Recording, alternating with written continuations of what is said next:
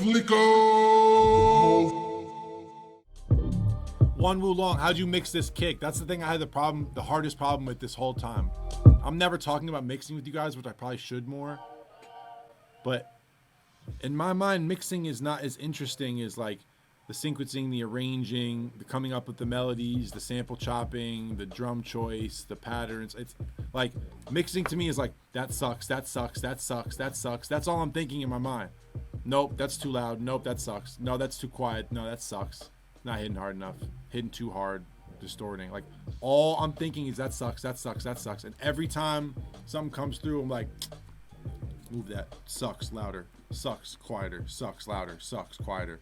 And once something sucks 5, 10, 20 times in a row, and I'm like, man, I hate it when it's loud. I hate it when it's quiet. I hate it when it's a little less loud. I hate it when it's a little less quiet. Like, then I start to go, okay, let me EQ it. Okay, let me use soothe too. That's really what I'm using a lot. Okay, let me maybe try to limit it, like maybe try to compress it, maybe try to use a plugin to do something to get rid of something I don't like about it. But I'm not in my head thinking like, all right, let me now structure the drums against how my keyboards are sitting. I'm just thinking like, that sucks. Oh, that sucks. Ooh, that sucks. Ooh, my clap sucks. Ooh, my keyboard sucks. Ooh, my... And as I go, I slowly just like move it down, move it up, move it down, move it up. And this time the kick, I never liked the kick.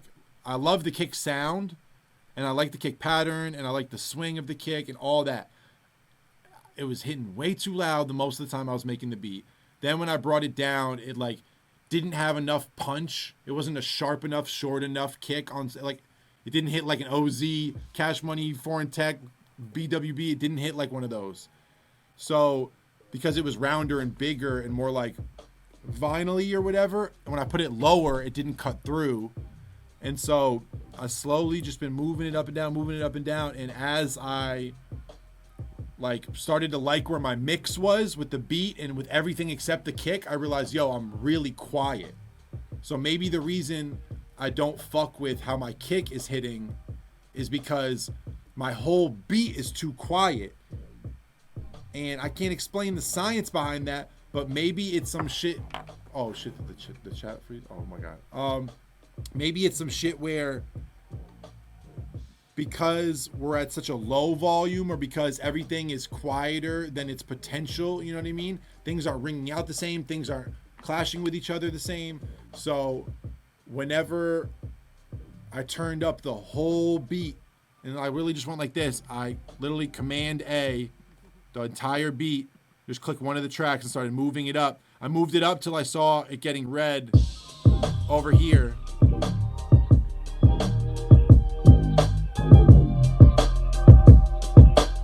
Once I see that red, then I go, okay, let me bring it back.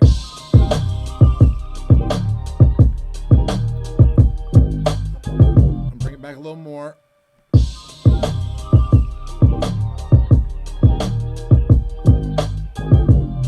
Okay, boom. Nowhere in the loop now am I really hitting in the red, but I'm really close to it. I'm just a tiny bit under the red. And when I say the red, I really mean my master channel over here.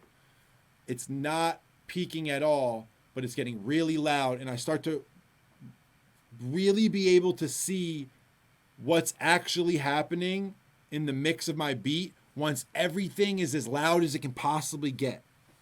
So it's like a big ass fucking piece of stone. You know what I mean? You're getting it down to this sculpture. Mixing is more like that than producing. Producing is just not like that at all. Because sometimes producing, like, you just hit the piece of stone with a hard enough hammer twice and it's perfect. With mixing, it's not like that. You slowly chip away, and it like comes together. But for me, there usually gets to a point where I'm like 75% happy, where I've been making the beat, slowly touching it, and then I'll be like, I'll look at my speakers, and I'll look at like my volume on my computer, and I'll be like, yo, my volume is all the way up, and I know my speakers can hit harder than this. Like, or I'll turn my speakers all the way up, and I'm like, damn, if my beat was as loud as some other shit, my speakers would be clipping right now, because my shit is all the way up.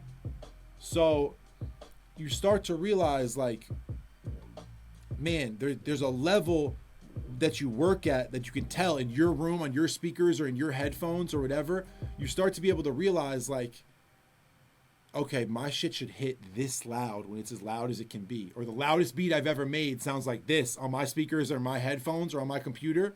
So that's the reference point. So maybe even play the loudest beat that you have and be like, holy shit, those 808s are killing it on my speakers. But then when I play this beat, it sounded loud before. Now it doesn't sound loud. Da da da. That's how it is. So like, I realize sometimes, oh my God, I made this whole beat and I like how the mix is, but my speakers are cranked. Let me turn my speakers down. Let me get this beat way louder. And in that process, oh shit, my snare's too loud. Oh shit, my kick's too loud. Oh shit, my 808 could be way louder. Oh shit, my hi-hat is way louder than I thought it was compared to my snare. Those things pop out right at that moment for me. Once I've been making the beat for like 30 minutes and I'm like, man, I might actually save this. I might actually bounce it. Then I'm like, okay, how loud is it? Oh shit, my speakers are cracked. Bring the speakers back. Turn the beat way up. I'm in the red. Fuck that. Bring it back from the red. Okay. Oh, now. Oh, my snare. Oh, my this. That's literally that's exactly how my mind works with this shit every single time. It's no more or less than that. I'm not the best at playing keys.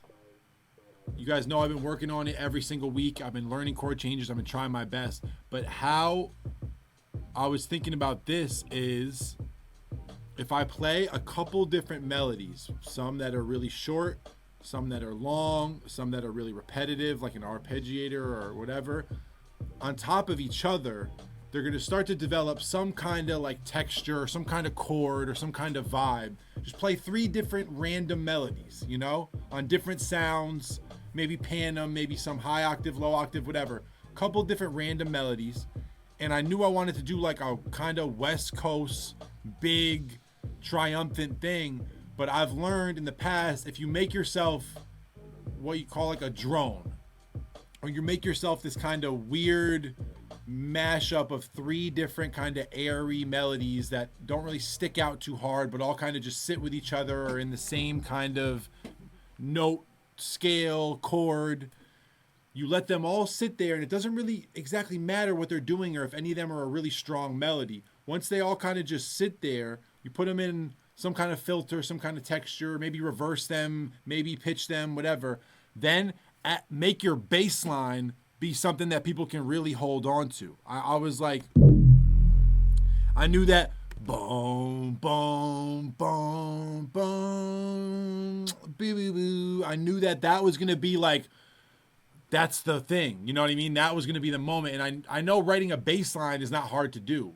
Everybody does hard 808 patterns. You know what I mean? Everybody knows how to do a cool like 4-note bass line. So if you give yourself a bunch of different little kind of things, even if they don't spell out a bunch of chords, it might all be in one chord, all the notes, and that, like, as long as they all have a little bit of different texture to them, and your bass line implies a different chord change, which would be the technical way to explain it. But like if your bass line starts pointing out all these different notes on top of this collage of weird sounds, you start to get this reharm is the technical term, but basically this one little chord or this little chord change you've developed from all those melodies hitting on top of each other. Once the bass notes change slowly on top of that, you're reharming what you already played, reharmonizing it. You're turning it into all these different kinds of chords. It gives all these different kinds of vibes. And without really knowing how to play anything really technical, you give yourself a whole bunch of feel and a whole bunch of vibe really quick. And the first time I remember like hearing people do that a lot in rap shit and me really influencing me was like Young Chop and like that first era of like crazy Chicago shit with, you know what I mean, Lil Reese and Dirk and all them. I feel like Chop would always play all these different Nexus melodies on top of each other, and then his 808 would be so hard. Like his little 808 melody would dictate what they're singing and how the song goes, but it didn't really matter what the melodies did. As long as the melodies all fit and were kind of hard and had cool sounds, they would just kind of create a texture, create a drone, and then the bass line, you know what I mean, makes it feel like what the song is really going to be. And then once I got that bass line together, I knew I would just kind of duplicate that and then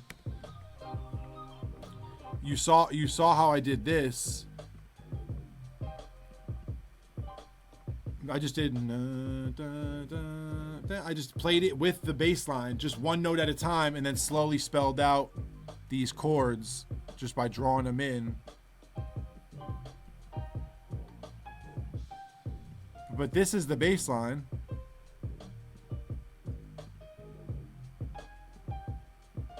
And then I just added a couple notes on top that felt good.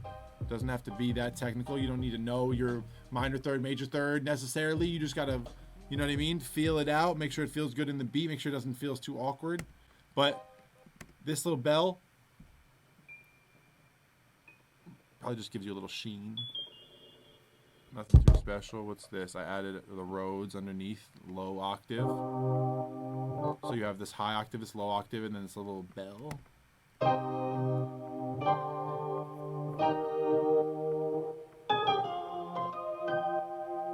That little flutter at the end, whatever, just drew it in. But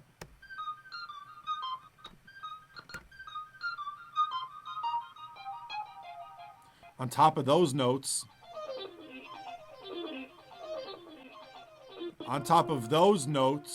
then you put this underneath it.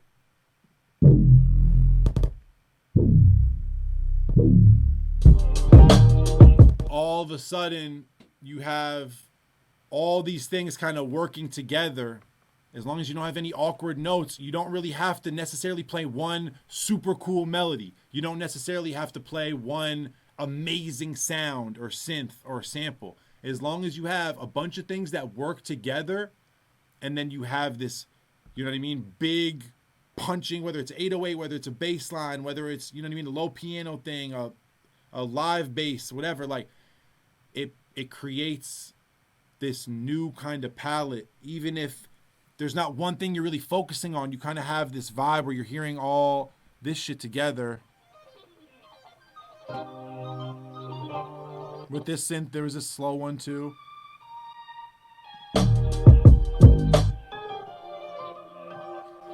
All that shit starts to work together in a way that I can't explain the harmony of. I'm sure a lot of people can really simply in 2 seconds, but like I can't tell you what 13th or 9th or sharp whatever I added in there. I just started playing notes that all kind of felt good. I knew they were all in the right key, blah, blah, blah.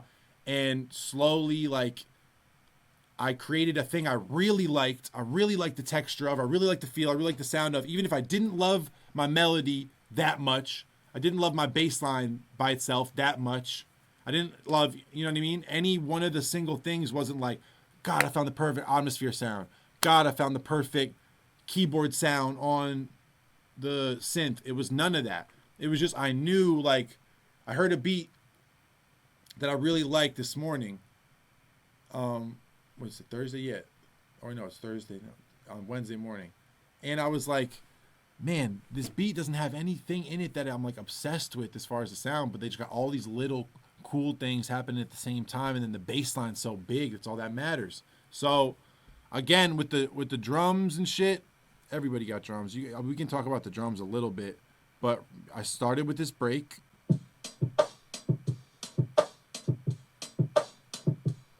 And because I knew I wasn't obsessed with anything I was playing yet, I tried to do a rhythm that was maybe not the first thing you would expect. So I was like, okay, maybe if the rhythm of this is interesting, even if I don't love my notes yet, you know what I mean? The pattern might fill in what I'm not fucking with about it. So instead of bong, bong, bong, it's bong, bong, bong. It's anticipation, just a little bit of a different rhythm.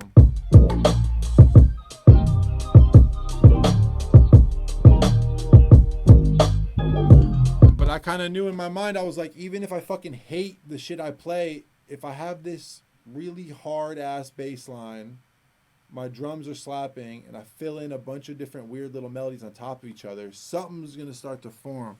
So I've never explained that out loud before. Maybe I sound stupid. I don't think that was really helping anybody necessarily, but that's how I think about the beat in my mind, if that makes sense. I knew the drums were going to be kind of on some swung shit. I knew whatever, but that's how I thought about making the melody or whatever. It wasn't just me sitting there like, let me do a shit melody on top of a shit melody. I was like, okay, let me just do a couple things that work together, and then my bass line will make everything stand out.